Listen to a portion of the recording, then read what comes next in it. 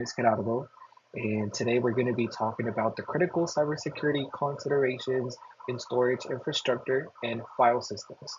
We're going to focus on Windows and Linux, storage solutions, and the ethical concerns in the cybersecurity world. So, the reason why this is important is because with all these data breaches and with all these cyber attacks, it is important to understand how storage security works in the cybersecurity space. The first thing that we're going to look at is file systems. We're going to be comparing Windows and Linux. So similarities is that they both manage files using hierarchical structures, such as directories, files, file permission, and access controls.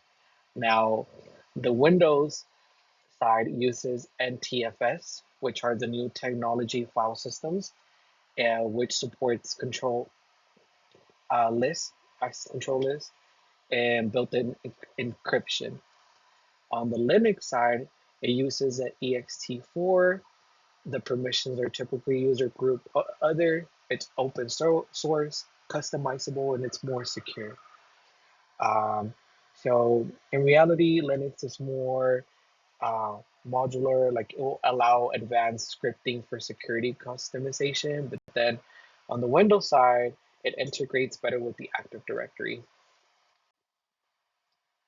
As far as the business perspectives for both Windows and Linux, Windows is best for corporate environments. It's more user friendly and it adapts to all the Microsoft tools, so the ecosystem it's better.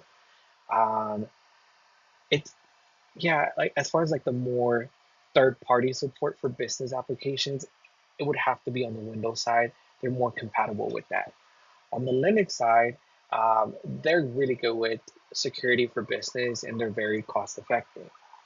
Um, so in reality, which one's best? It just depends on what the company is looking for.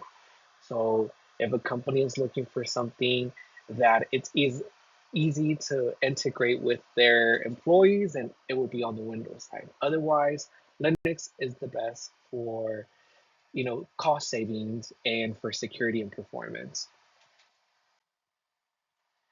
Enterprise solutions.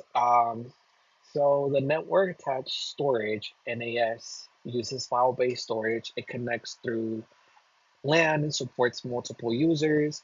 It is best for centralized document sharing and backups. And on the storage area network, the SAN, it uses block-based storage. It's more expensive, but although it's more expensive, it has a higher performance data processing. It is ideal for virtual machines or databases. And same thing here. So what's better? It just depends on what the company is looking for. So if it's looking for simple file storage, then the company might pick the network attached storage. Otherwise, it would have to be on the storage area network if they're looking for something that's high in performance and as far as data processing. But they just have to keep in mind that the cost is going to be higher than if they were to use the NAS.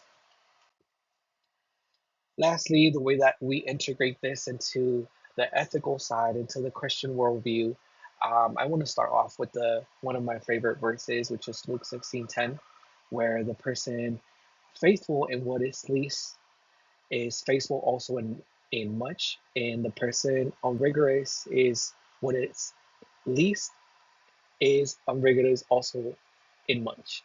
So basically, we just have to make sure that we always protect the customer data. We have to make sure that we're honest when handling sensitive information, even when no one's looking, because the most important thing is to protect the data and to be ethical.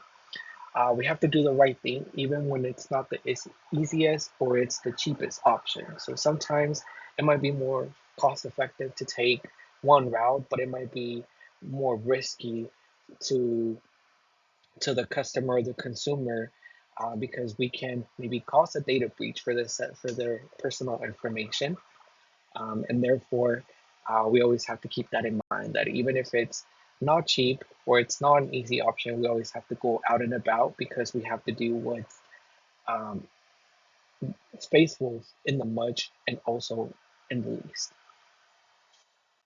And this is my presentation. Thank you so much for listening.